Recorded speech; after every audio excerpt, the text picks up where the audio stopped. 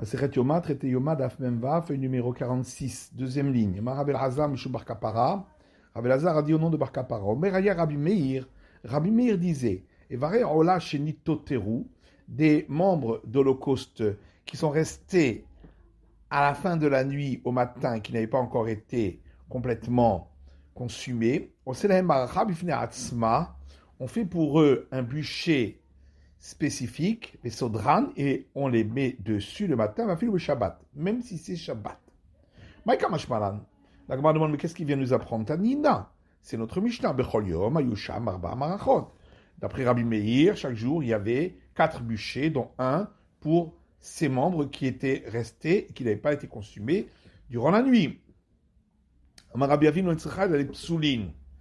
dit, on a besoin de cet enseignement pour le cas où, au départ, ces membres étaient inaptes pour le sacrifice, et malgré tout, s'ils ont été montés sur l'autel, on ne les redescend pas, et on leur fait même, au lendemain, un bûcher spécifique. Vedavka chez Mashla Bahen Aour, mais c'est seulement si le feu avait pris sur eux durant la nuit. L'eau Mashla Bahen Aour, mais si le feu n'avait pas pris sur eux, l'eau. Dans ce cas-là, on ne fera pas un bûcher spécifique pour eux. Ikad Amre, certains disent autrement, que ce soit si c'était des morceaux qui étaient aptes à être offerts sur l'autel, ou que ce soit des morceaux qui n'étaient pas aptes, si le feu avait pris sur eux durant la nuit, alors oui, on fera un bûcher spécifique pour eux, mais sinon non. Va filo Shabbat. Donc, Rabbi Elazar, au nom de Bar Kapara, a rajouté que même si c'est Shabbat, Tanina, la Gemara dit, mais ça c'est déjà dans notre Mishnah, puisque la Mishnah dit, il y avait Ayom Hamesh, que les jours de Kippour, il y avait 5 bûchers. Or, Kippour, c'est comme Shabbat, on n'a pas le droit d'allumer un feu, donc on voit que même Shabbat, c'est permis, donc on doit faire ce bûcher. Amar Ravacha Bar Yaakov, Ravacha Bar Yaakov dit, Tzterich, on a quand même besoin de l'enseignement de Rabbi Elazar au nom de Bar Kapara. Parce que si j'avais uniquement la Mishnah, j'aurais pu croire que c'est seulement dans le cas où Kippour tombe juste après Shabbat, donc un dimanche. Et là, nous dirons que les graisses des sacrifices qui ont été offerts le Shabbat, on peut les offrir le jour de Kippour.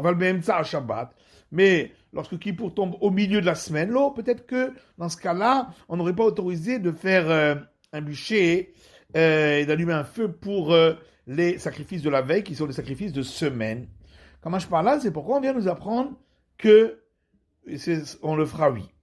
Rava dit, qui est donc celui-là, qui ne fait pas attention à sa farine.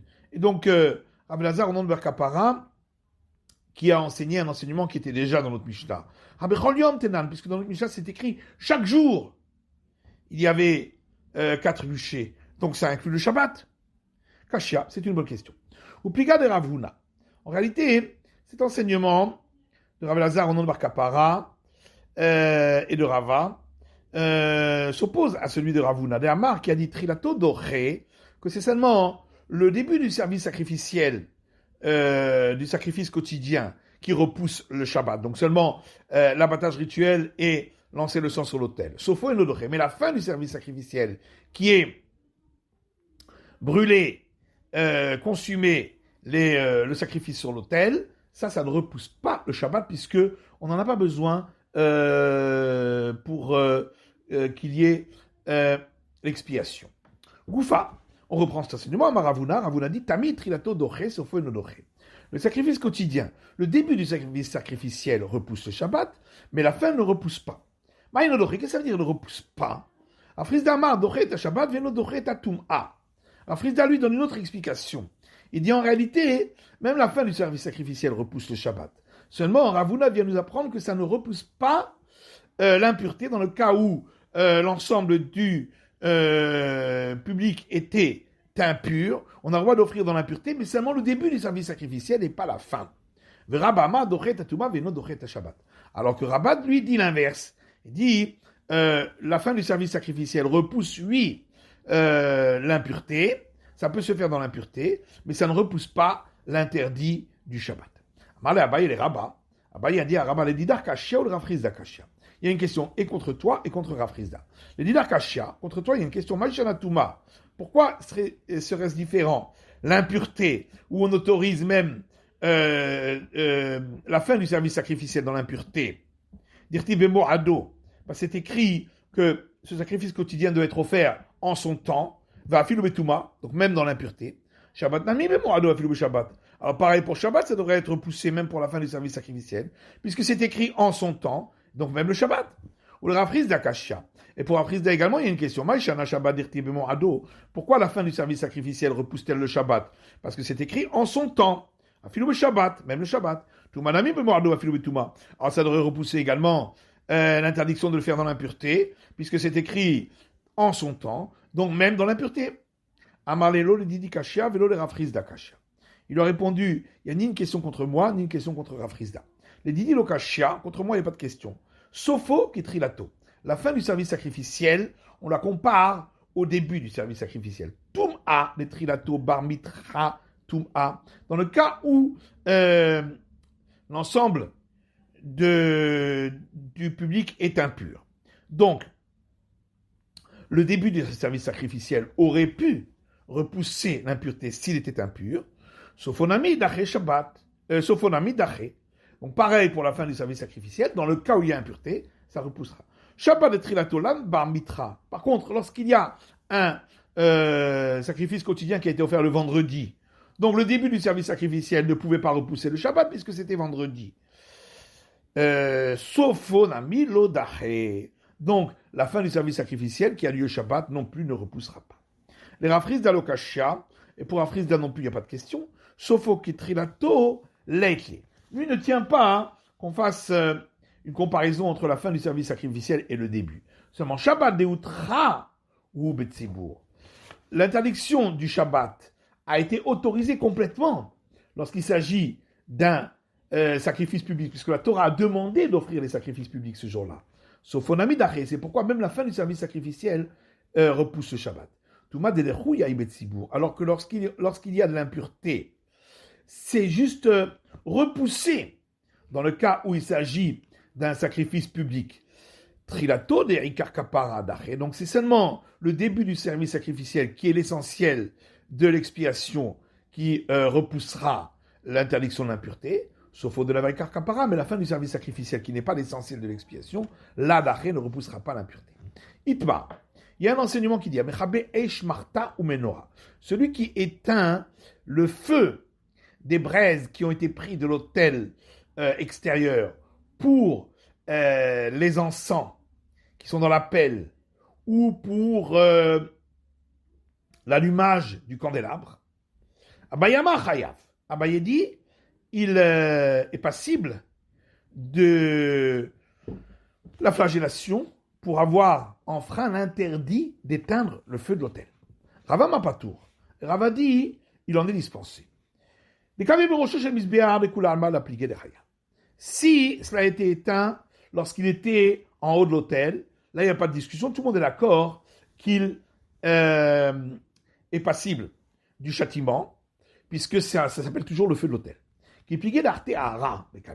Toute la discussion, c'est dans le cas où il avait déjà fait descendre ses braises il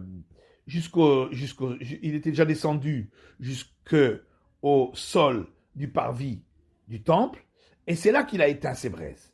Abaye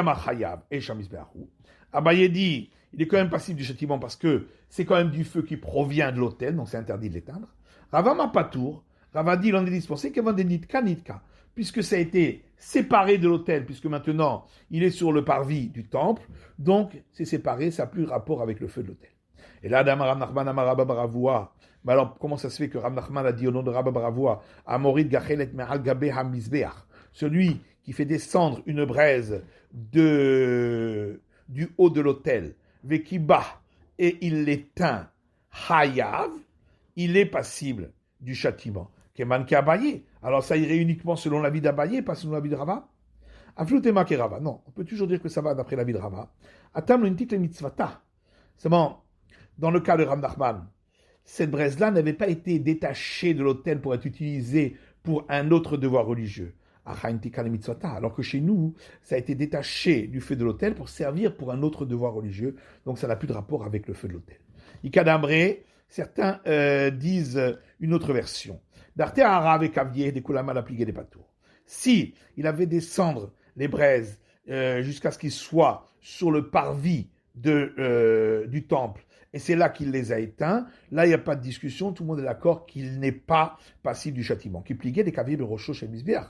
Toute la discussion, c'est lorsqu'il l'a éteint alors qu'il était en haut de l'autel. Abaye Amachayav, Abaye dit il est passible du châtiment Eisha Misbeachu, ça s'appelle dans ce cas-là feu de l'autel. Rava Mapatou, Rava dit l'indispensé, puisque ça a été détaché, ça a été mis dans l'appel, donc détaché de l'autel, donc ça n'a plus de rapport avec l'autel. Et là,